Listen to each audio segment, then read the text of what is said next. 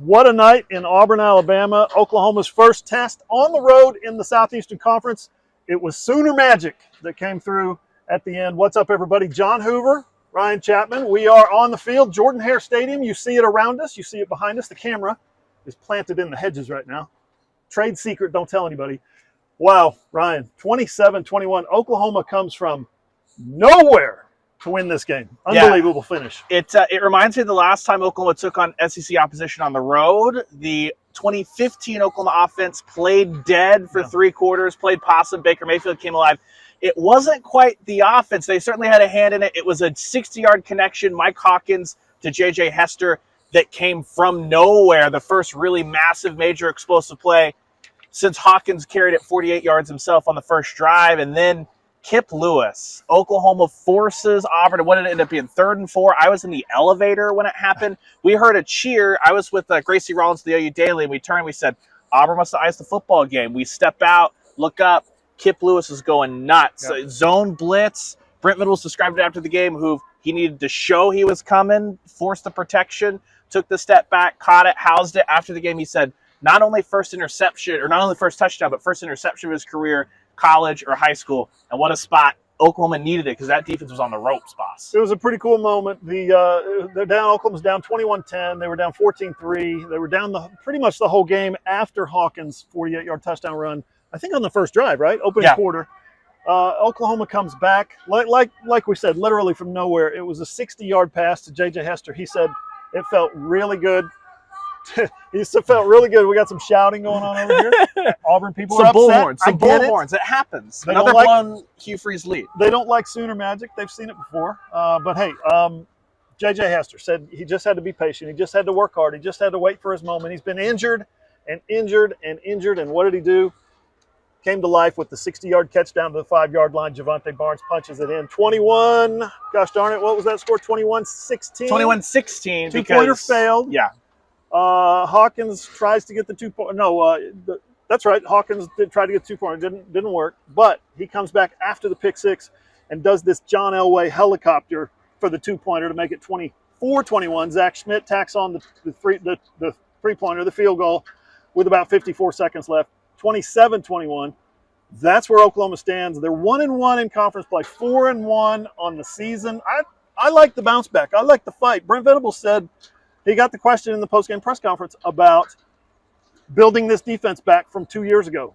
And really, come on, let's be honest, goes a lot further back than 2 years ago. It goes back 15 years that Oklahoma hasn't had a defense that Brent Venables said, his words, people laugh at. You don't want people laughing at your defense. Nobody's laughing tonight. He called it a day of redemption, whether it be Zach Schmidt, who hit not 1 but 2 key field goals after Tyler Kettler misses the game with appendicitis, whether it be a defense that was marooned for the first half, the second straight first half where last week it was 17.5 minutes Tennessee's offense stayed on the field. This week it was over 18 minutes from Oklahoma's defense having to be on the field. And, John, it wasn't perfect. They gave away 4 massive chunk plays through the air, 2 of them touchdowns. Yep. One of them set up Auburn's other touchdown. And Brent Venables said they had to find rhythm again in that second half. They get a missed field goal as Towns Magau shanks 3 of them today. One of them that didn't count, but that's all it needed. They got back into it, and it wasn't, again, the big, massive plays. Auburn got Oklahoma's first rushing play allowed of over 20 yards. It was the fact that Auburn lived in 2nd and 2, 2nd and 3. It was the 6-yard, the 7-yard. Oklahoma's defense, when most defenses wear away, they found a way to bow up, get strong, and that allowed R. Mason Thomas, exactly like Brent was talking about against Tulane. Tulane was finally in obvious passing situations. Auburn finally in obvious passing situations at the end of the game, and Oklahoma was able to close this thing out. A huge, huge bounce back from a defense that looked a little bit, by this defense's standards, human for the first 3 quarters. Yeah, R. Mason Thomas talked at the end in post-game interviews about what a moment, why he stays ready, how he's able to stay ready. Brent Venables says it's the get-off, it's the twitch, and he believes in him to be able to come through in the fourth quarter when everybody else is tired and make those plays. He had two quarterback sacks tonight. That's 5 on the season. Basically in 4 minutes of fourth quarter play for R. Mason Thomas, he's got 5 quarterback sacks. That's a good weapon to have. I think people are going to start game planning for him, which frees up some other things on the defense to happen. No doubt Zach Alley was proud tonight, but maybe more proud was Seth Littrell to watch not only the, you had Javonte Barnes run 18 times for 61 yards, tough runs. Quarterback got free. Michael Hawkins, obviously, with the 48-yarder to start the game. I think he had 70-some yards rushing. So, yeah, Seth Littrell feeling a little bit good, but then he admits, that 60-yarder was like a lightning strike. Yeah, and Brent Venables basically said that we're going to keep eating our popcorn, watching these guys do it to us. That's how he described it postgame. But the fact of the matter is, yes, Oklahoma has had issues. And the offensive line today, I thought, actually played a lot better than they had. Yeah. Got Jake Taylor back at right tackle. That allowed Tarquin to go back to the left, Sexton at left guard. It was the first-team offensive line from week one. But they didn't have any wide receivers, right? Deion Burks was ruled out. Nick Anderson ruled out. There was a lot of relying on Bauer Sharp, not only downfield, but 3 different tight end screens for Bauer Sharp. Your guys that caught passes, J.J. Hester, Brendan Thompson, and Jaquez Petaway, out of the wide receiver room, those were the only guys who did catch passes. And it kind of that in itself is incredible that Hawkins ended 10 of 15 for $161, only took 2 sacks. But the really, really important thing, what was the difference between last week and this week? Yeah. No turnovers. Oklahoma wants to force more than 1 turnover, but they were +1 today, and that +1 was 8 points off of turnovers between the pick 6 and Mike Hawkins.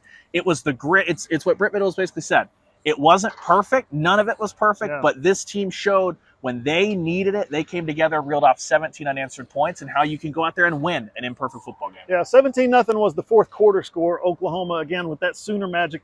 When it was happening, I was standing in the corner over there of the end zone. I think I was the only media guy. I came down a little early, probably should have been ejected, kicked out, arrested, taken out of the stadium.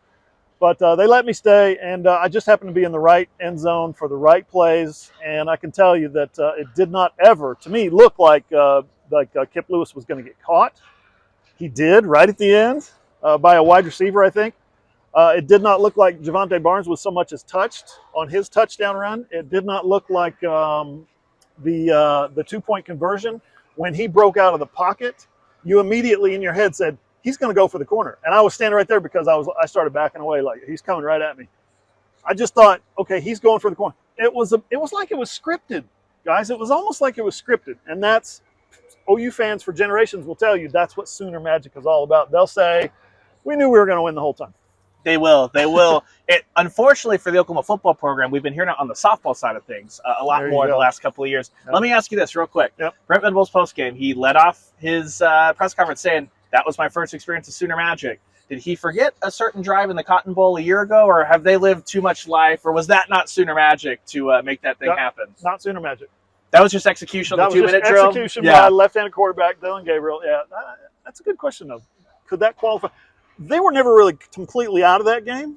That was just a nice comeback. They had no business winning this game. 3rd and 4, if Hugh Freeze just turns and hands the ball off, I think Auburn gets the first down. That's why I started to go to the elevator. It was incredible. So I guess here's the line of demarcation. During the Texas game, for our 3 takeaways, you can find OklahomaSoonersOnSI.com. I had 2 stories written for most of that. I don't know what you did for your everything you need to know for Oklahoma and Auburn, which you can also find on my apologies. OklahomaSoonersOnSI.com.